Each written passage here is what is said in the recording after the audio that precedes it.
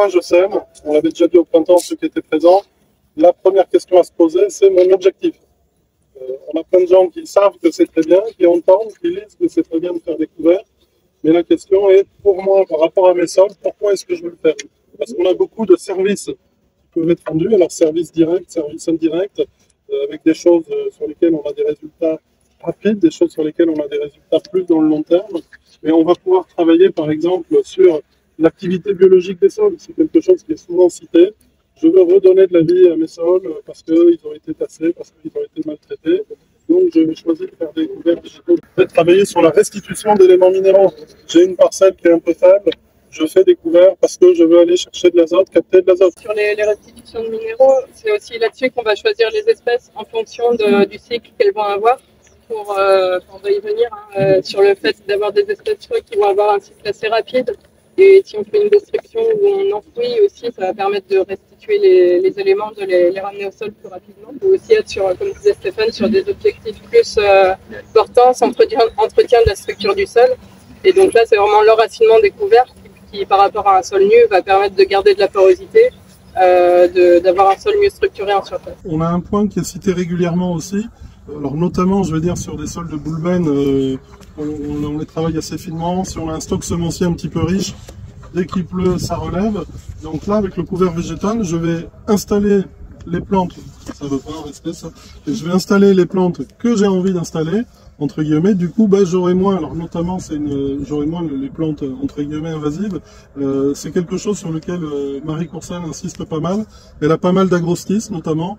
Le fait de travailler avec des couverts limite cette pression d'agrostis, et notamment sur des plantes, par exemple, on a des résultats, d'inversion de flore, entre guillemets, d'une flore qui vient nous embêter, et comme on installe ce qu'on veut, petit à petit, on a du trèfle qui repique, on a des choses comme ça, donc on choisit plus ou moins la flore qu'on met en place. Le captage de carbone, alors c'est pas souvent cité, c'est un effet indirect. Si je laisse mon couvert monter un petit peu, on capte d'autant plus de carbone, et lors de ma destruction, le carbone va rentrer dans le sol.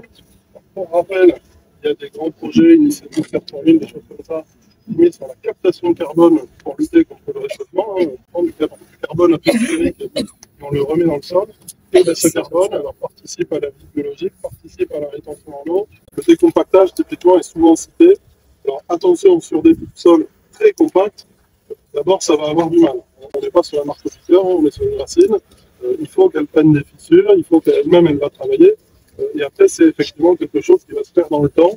On a des services, on a des promesses qu'on peut tenir, mais dans le temps. Donc, c'est sur les horizons de surface, on va voir très rapidement des choses sur la portance. Mes roues marquent moins, j'ai moins d'ornières parce qu'effectivement, on a une décompaction de surface, l'eau s'élimine mieux, des choses comme ça. Sur l'horizon profond, et pour des sous-solages, des décompactions de profondeur qui peuvent 40-50 ans, il va falloir du temps. Il faut vraiment intégrer cette dimension delta temps, entre guillemets. C'est pas parce que je sème cette année que j'aurai tout la première année. Ce que vous avez là sur cette partie, je mélange les espèces. L'idée, c'est qu'on peut semer des espèces en pur. C'est une première approche, c'est intéressant pour se faire la main. Après, le fait d'avoir des espèces en mélange, on va avoir des intérêts qui sont complémentaires. On va aussi avoir en général plus de biomasse parce que justement, s'il y a une espèce qui ne prend pas bien, parce qu'elle n'a pas les conditions qu'il faut pour prendre, l'autre va prendre le relais, donc on a plus de chances de notre côté. Voilà, donc pour répondre à ces différents objectifs, en fait, on a différentes familles de couverts qui apportent des intérêts qui souvent sont complémentaires, sont différents. Vous les connaissez sûrement si vous vous intéressez déjà un peu aux couverts, mais on a les graminées, donc ils ont vraiment un système racinaire en surface fasciculé et assez dense qui vont permettre de décompacter. Et comme disait Stéphane, il apporte beaucoup de carbone. Les fructifères, c'est plutôt une racine pivotante, donc qui va entretenir un état décompacté. Oui, mais les légumineuses, donc on connaît pour la captation d'azote par exemple, on utilise pour la captation d'azote. Sur le choix des espèces, en fait, il y a plusieurs éléments. Typiquement, l'adaptation au type de sol. On a des espèces, dans des sols argilo-calcaires, le lupin par exemple, ça peut être à son aise. L'adaptation en semoir. Si je veux faire mon mélange avec à la fois ou de la moutarde ou des trèfles à toute petite graine, et que je mélange ça avec une férole à grosse graine, je vais ouvrir mon semoir pour que les grosses graines passent. Si en plus je charge mon semoir, que je roule 10 km ça vibre un peu, les grosses graines remontent, les petites sont au fond. Je vais commencer à semer toutes les petites graines.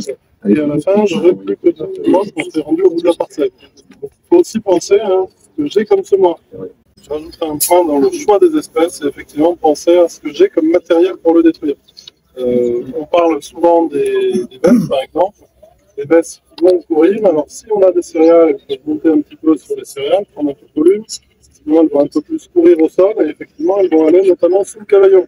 Donc, si je n'ai pas d'outils pour aller nettoyer correctement sous le cavaillon, effectivement, je peux avoir des laisses qui vont monter dans les pieds et dans des vignes. Plus on est large, plus on peut l'accepter. Mais attention, il faut quand même pouvoir aller les rattraper. Donc, des fois, semer peut-être pas trop large pour ne pas prendre trop de risques. Ça peut être des éléments à réfléchir à la destruction des couverts. Est-ce que je broie, est-ce que je tond, est-ce que je roule? Pas mal d'éléments, mais si mon espèce s'échappe, comment je peux la rattraper? Profondeur de semis selon la taille de la graine, entre des petites graines qui vont être avec des profondeurs de semis plutôt superficielles qui vont être favorisées, et les graines un peu plus grosses qui vont tolérer d'être enfoncées un petit peu plus profondément. Il y a aussi la notion de cycle de développement sur des cycles courts ou des cycles longs. Les espèces, et même à l'échelle de la variété, ne vont pas toutes avoir la même précocité. Donc là, ça rejoint aussi la question qu'on se pose de à quel moment on va vouloir détruire et quelles vont être les contraintes aussi qui vont entraîner la destruction, pour choisir un mélange qui va plutôt être sur un développement rapide qu'on va vouloir détruire en mars, ou quelque chose de plus long si on veut faire plus de biomasse. Mais dans ce cas-là, il faut prendre en compte le fait que la destruction sera un peu plus tardive, et donc on peut avoir des contraintes liées à la crainte du gène, au traitement ou à l'entretien du cavaillon. Et par rapport aux dates de semis aussi, ce qui a été observé, c'est que les semis les plus précoces, c'est vraiment là qu'on fournit le plus de biomasse. Il y a des effets sur Montpellier justement qui ont vraiment montré que les déterminants de la biomasse en fait étaient liés à la date à laquelle on implante le couvert, et aussi les conditions qui suivent les 10 jours avec le semis. Si on a un petit peu d'eau faire germer, ça aide vraiment ensuite à ce que le couvert profite des dernières chaleurs automnales. Les doses de semis. Donc il y a les doses qui sont déjà préconisées par les semenciers, ça donne déjà une idée en kilo hectare. Ensuite il y a une donnée qu'on a moins l'habitude de manier, mais qui est le poids de 1000 graines, et en fait le nombre de graines au mètre carré, qui est important à prendre en compte aussi, parce que selon la taille de la graine, une févrole va avoir un PMG, donc un poids de 1000 graines qui est beaucoup plus gros. Et finalement, rapporté au mètre carré, il y aura peu de graines qui seront semées par rapport à un trèfle qui est très petit et qui là va se déverser beaucoup plus vite, et au nombre de trèfles par mètre carré, on en aura beaucoup plus.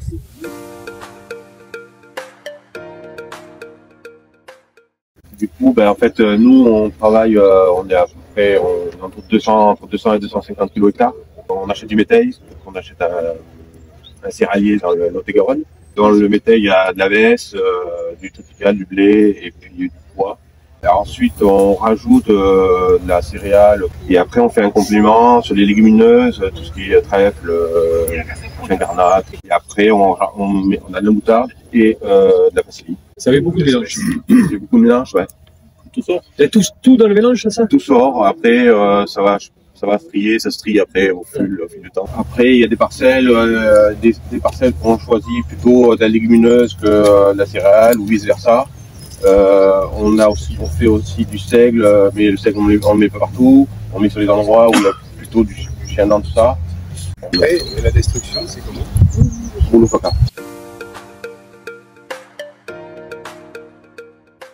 On a toujours enherbé les vignes, donc déjà on est enherbé, ça fait 40 ans qu'on est enherbé. Et puis depuis 2017, on a commencé à se pencher sur les couverts végétaux. Alors, pas sur les terroirs où on a des jolies structures de sol, les terroirs où sur des boulebennes, on avait des flores qui arrivaient et qui nous intéressaient plus forcément, c'est-à-dire pas mal d'agrostis, de chenons, ou des choses qui vont être très concurrentielles. Donc là, on s'est mis à travailler sur nous. Après, l'été, il reste enherbé, hein, on ne détruit jamais rien, sauf quand on veut semer. Mais encore une fois, comme je disais, c'est pas sur la totalité de notre vignoble, c'est vraiment hyper ciblé sur des zones où on n'a pas des belles structures de sol, et on a des flores qui sont pas très intéressantes. Voilà. Après, les mélanges qu'on utilise, ça va dépendre aussi, des fois un peu plus de légumineuses, des fois un peu plus de granulés. Et nous aussi, on les roule. Alors, en fonction des années, ça va pas forcément toujours bien marcher. En fonction aussi de ce que vous avez, une graminée, si on roule trop tôt, ça va pas bien se rouler. Mais enfin, en règle générale, quand il fait très sec, vous roulez une fois, il n'y a plus rien, il n'y reste plus rien. Nous, en tout cas, c'est ce qu'on avait vu en 2022. sur nos mélanges, on avait fait deux roulages. Au troisième roulage, il y avait vraiment plus. Alors effectivement, si vous avez un printemps qui est extrêmement sec, après rien n'empêche de pouvoir les tondre. Hein. C'est pas un problème. Mais sur des années, par exemple, comme cette année-là, nous, on a roulé 3 fois sur des plantes où on avait semé pas mal de trèfle. Et finalement, on avait un lit vraiment un espèce de paillage qui était parfait. Et quand il a commencé à faire sec, là au mois d'août, il n'y avait pas une herbe et c'était comme si il y avait plus d'herbe. Donc il n'y avait pas de concurrence. Et nous, depuis qu'on fait ça, on a quand même remarqué que la structure des sols a complètement changé. On a nettement moins de phénomènes de battance. Ça, c'est quand même hyper intéressant. Des fois, on fait des mélanges où il y a un peu plus de 5 graines. On a quand même évolué dans notre façon de faire. Au début, on avait peur de rouler sur nos couverts. Au mois d'octobre ou novembre, si on voulait finalement travailler sous le rang, on se disait comment on va faire. Donc, on voulait semer des vignes qui étaient déjà bien propres. Là maintenant on fait différemment, là vous voyez on a profité de cette pluie pour pouvoir passer un coup de retard et après même si c'est levé de 10 cm, on peut rouler avec les tracteurs, ça repart.